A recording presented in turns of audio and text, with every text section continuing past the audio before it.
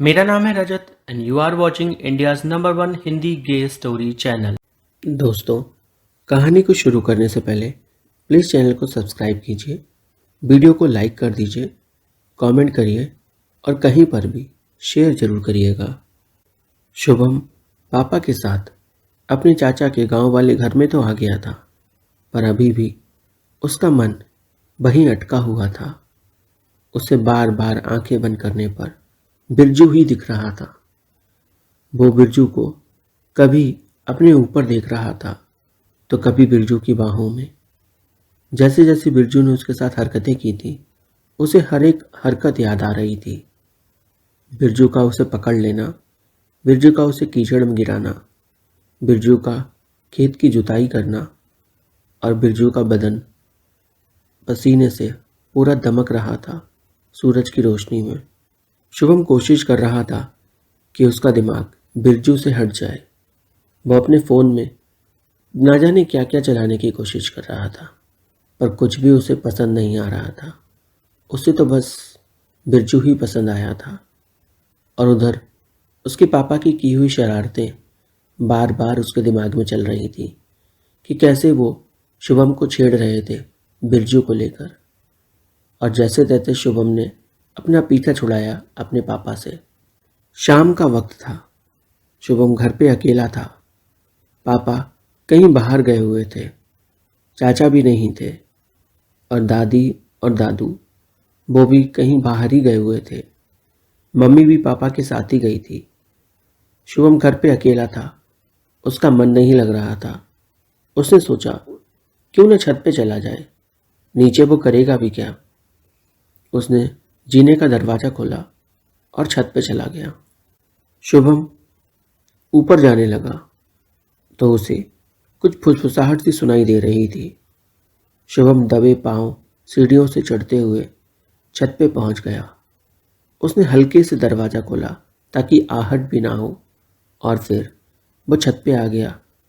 देखा तो बाजू वाली छत पे कुछ हलचल हो रही थी। ये घर किसी और का नहीं, बिरजू का ही था।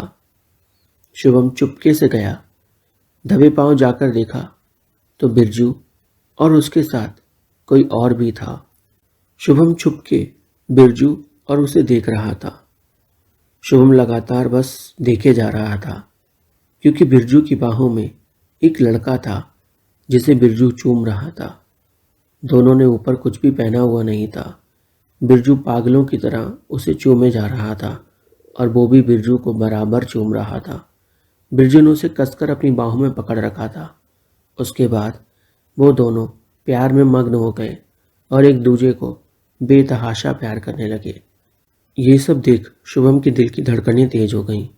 उसकी आंखें बंद हो गईं और वो ना जाने किन ख्यालों में खो गया कि तभी बिरजू और वो लड़का उस कोने में से बाहर आए जहां वो छुपे हुए थे और उन्होंने शुभम को देख लिया। शुभम को देखते ही बिरजू की तो मानो सिट्टी पिट्टी गुम हो गई। वो बुरी तरह से घबरा गया था और वो लड़का भी। वो दोनों बस शुभम को देखे जा रहे थे। वो जैसे कुछ कहना तो चाहते थे शुभम से, पर कह नहीं पा रहे थे, मानो शब्द उनके गले में फंस के रह गए थे। शुभम ने आंखें बंद की हुई थीं और वो अपने आप को छू रहा था। शुभम को पता ही नहीं था कि बिरजू और वो लड़का दोनों बाहर आ चुके हैं और वो शुभम को देख रहे हैं। जैसे ही शुभम ने आंखें खोली, वो बुरी तरह से चौंक गया क्योंकि बिरजू और वो लड़का उसके सामने खड़े थे। शुभम घबराकर वहां से भागना चाहता था, पर बिरजू ने शुभम का हाथ पकड़ लिया और शुभम से बोला, अरे रुक जाओ ना, कहाँ जा रहे हो? प्लीज़ मेरी बात तो सुन लो। वो दूसरा लड़का भी शुभम से बोला, प्लीज़ भैया रुक जाओ ना, ऐसे मत जाओ, प्लीज़ मेरी बात सुन लो, हमारी बात सुन लो एक बार, फिर चले जाना। शुभम ने अपना हाथ छुड़ाया बिरजू से और वहां से तेजी से भागने लगा।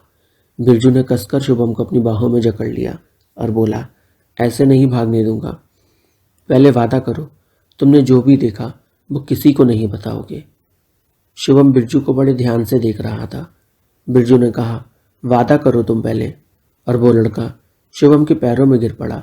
शुभम से कहने लगा, प्लीज़ भैया आप वादा करो आप किसी को नहीं बताओगे, क्योंकि अगर आपने किसी को बताया तो यहाँ के लोग हमें जीने नहीं देंगे, हमें मार देंगे। 2 पल को सोचने के बाद शुभम बिरजू से बोला, तुम्हें यहाँ के लोग जीने नहीं देंगे, मार देंगे, ये तुम्हें किसने कहा? और वैसे तुम लोग जो भी कर रहे थे वो तुम्हारा पर्सनल मैटर है, इसमें किसी को नहीं पढ़ना चाहिए। और घबराओ नहीं, मैं किसी को बताने नहीं वाला तुम दोनों एक दूसरे से प्यार करते हो। इस पर वो लड़का शुभम से बोला, हम प्यार नहीं करते एक दूसरे से, हम तो बस एक दूसरे की ज़रूरतों को पूरा करते हैं, इससे ज़्यादा हमारे बीच और कुछ भी नहीं है। शुभम को यह सुनकर बड़ा बुरा लगा, क्योंकि उसे लगा था शायद ये लोग एक दूसरे से प्यार करते हैं। और शुभम को साथ ही राहत भी थी कि चलो ये लोग एक दूसरे से प्यार नहीं करते। शुभम मंद मंद मुस्कुरा रहा था। शुभम को यूं मुस्कुराते देख आखिर बिरजू ने शुभम से पूछ ही लिया कि तुम मुस्कुरा क्यों रहे हो, ऐसी क्या खुशी मिल गई तुम्हें? मैं तुम्हें कैसे बताऊं बिरजू कि मुझे क्या खुशी मिल गई, शुभम मन में सोच रहा था।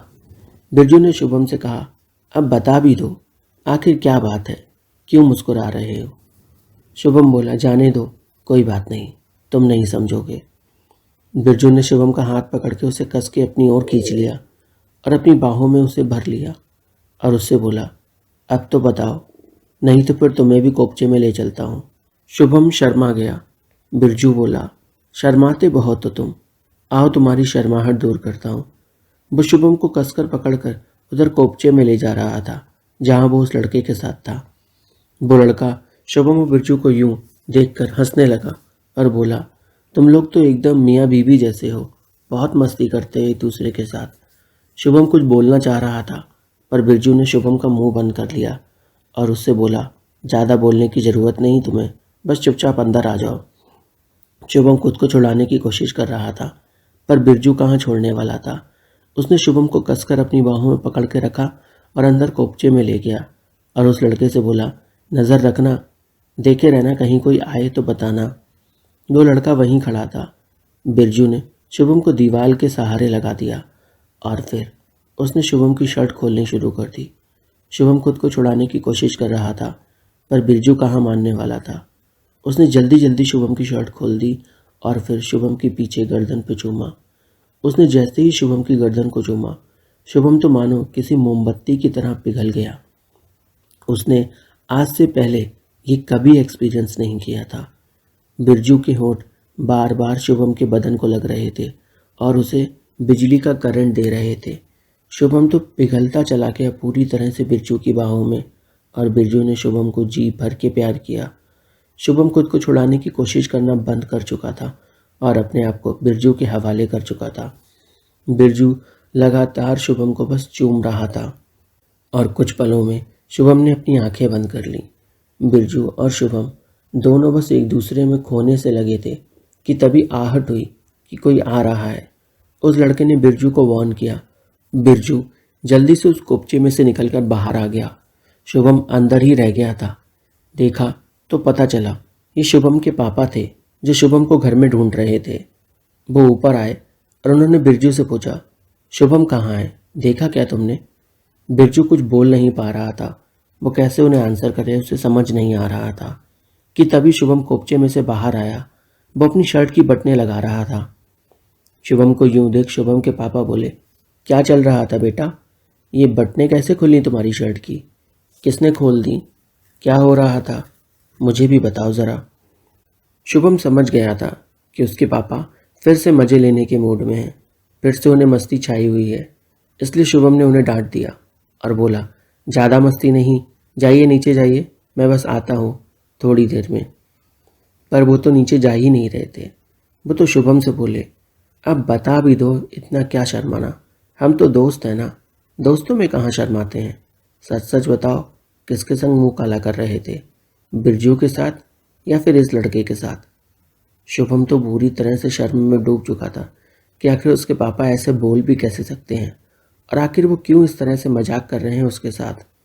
शुभम ने शर्ट की बटनें लगा ली और फिर वो अपनी छत पर चला गया। उसने बिरजू से कहा, मिलते हैं। बिरजू ने भी हाँ में सर हिलाया और फिर वो उस लड़के को लेकर नीचे चला गया। शुभम के पापा बार बार शुभम को टॉन्ट कस रहे थे, कह रहे थे, सच बताओ मुँह काला किसके साथ किया? शुभम ने पापा को डांट दिया और बोला, अगर अब आपने दोबारा ऐसा बोला मैं मम्मी को जाके सब बता दूंगा। इस पर शुभम के पापा थोड़ा शांत हो गए, क्योंकि आखिर वो डरते तो मम्मी से ही थे। शुभम ने अपने पापा से कहा, देखिए मैंने किसी के साथ मुंह काला नहीं किया और आप गलत चीज़ें मत फैलाओ मेरे बारे में। लोग हंसेंगे, मजाक बनाएंगे मेरा। अगर आप ही मेरे बारे में ऐसी बात करोगे तो कैसे चलेगा। शुभम को समझाते हुए शुभम के पापा बोले, देखो शुभम, प्यार करना कुछ गलत नहीं। मैं तो नहीं मानता कि प्यार गलत है। चाहे किसी से भी हो, चाहे दो लड़कों के बीच हो, चाहे दो लड़कियों के बीच हो, चाहे एक आदमी औरत के बीच हो, प्यार कभी भी गलत नहीं होता। और अगर तुम्हें बिरजू पसंद है तो मेरी तरफ से तुम्हें खुली छूट है। और डरना नहीं, मैं हमेशा तुम्हारा साथ दूंगा। पापा की बातें सुनकर शुभम तो शॉक्ड हो गया कि आखिर कैसे उसके पापा इतनी आसानी से ये सब बोल पा रहे हैं जो कोई और बोलने में सक्षम नहीं हो पाता। लोग तो समझ नहीं पाते और यहाँ पापा बढ़ावा दे रहे हैं। फिर भी शुभम ने उन्हें अभी कुछ भी बताना सही नहीं समझा। देर रात खाना खा के शुभम वापस से छत पर चला गया, इस उम्मीद में कि बिरजू उसे मिलेगा। वो लगभग 1 घंटे तक छत पे रहा, चक्कर काटता रहा, पर बिरजू नहीं आया। उदास मन से शुभम नीचे आ गया। उसके पापा ने शुभम से पूछा, क्या हुआ, आया नहीं क्या वो? शुभम चुप था, कुछ भी नहीं बोला। वो समझ गए थे कि बिरजू नहीं आया। उन्होंने शुभम से कहा, चलो हम लोग ऊपर चलते हैं। शुभम को लेकर शुभम के पापा छत पर आ गए और उसके चाचा भी। अब तो शुभम घबरा रहा था, क्योंकि चाचा भी ऊपर थे। अगर मान लो बिरजू आ भी जाए तो भी शुभम कुछ नहीं कह सकता था। बिरजू की छत पर जाकर शुभम के पापा ने बिरजू को आवाज़ दी। ये देख शुभम हैरान हो गया। शुभम के पापा की आवाज़ सुन बिरजू तुरंत ऊपर आ गया और उनसे बोला, और बताइए चाचा, कैसे हो? वो बोले, मैं तो ठीक हूँ। और छोटे चाचा, आप कैसे हैं? वो भी बिरजू से बोले, मैं भी ठीक हूँ। और बताओ, तुम्हारा काम कैसे चल रहा है? खेत तैयार हुआ तुम्हारा या नहीं हुआ? हाँ चाचा, जुताई तो मैंने कर दी। और आज जब मैं जुताई कर रहा था तब शुभम आया था ना, उसने तो देखा ही था मुझे जुताई करते हुए। बिरजू शुभम को आंख मारते हुए ये सब कह रहा था। चाचा बिरजू से बोले, अच्छा, शुभम आया था तुम्हें जुताई करते हुए देखने? मुझे तो नहीं बताया शुभम ने। फिर तुमने इसको जुताई सिखाई क्या? बिरजू हंसते हुए बोला, हाँ हाँ, थोड़ी सी जुताई करवाई ना मैंने इसके साथ भी। शुभम अब पूरा लाल हो रहा था। उसके गाल फिर से टमाटर जैसे लाल हो गए थे। उसे वो पल याद आ रहे थे जब वो और बिरजू कोपचे में थे। शुभम के पापा चाचा को लेकर नीचे चले गए और बोले, चलो कुछ काम है। शुभम और बिरजू एक बार फिर से छत पे अकेले थे। बिरजू शुभम के पास आ गया। शुभम से बोला, तुम इतना शर्माते क्यों हो? हाँ? शुभम बोला, मैं कहाँ शर्मा रहा हूँ। अच्छा, सच बोला करो, इतना झूठ बोलने की ज़रूरत नहीं शुभम तुम्हें। मैं सब समझता हूँ तुम्हें, बचपन से जानता हूँ तुम्हें मैं, और तुम मुझे भी। ठीक है, तुम मुझे बचपन से जानते हो। हाँ, मुझे शर्म आ रही, बताओ क्या करूँ अब? बिरजू ने शुभम का हाथ अपने हाथों में लिया और बोला, क्यों शर्म आ रही तुम्हें? क्या मैं कोई नया हूँ तुम्हारे लिए? हिम्मत जुटाते हुए शुभम ने कहा, तुम नए नहीं हो, पर मेरा अब तुम्हें देखने का नज़रिया बदल चुका है। हाँ? क्या मतलब? शुभम बोला, मतलब ये कि तुम मुझे पसंद आ गए हो। ये सुनकर बिरजू शॉक्ड हो गया। अपने दिल पर हाथ रखकर शुभम ने कहा, मैं सच बोल रहा हूँ, तुम मुझे बहुत पसंद आ गए हो। मुझे तुम अच्छे लगने लगे हो। मेरा तो मन करता है कि हर पल बस तुम्हारे साथ रहूं, तुमसे बातें करूं, तुम्हें देखूं, तुम्हें सुनूं। माना अभी हमें एक ही दिन हुआ है, पर फिर भी ना जाने क्यों।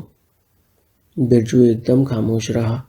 उसे समझ नहीं आ रहा था कि आखिर वो कैसे रिएक्ट करे, क्योंकि उसके साथ ये पहली बार हो रहा था जब किसी लड़के ने उससे कहा था कि उसे वो पसंद आ गया है।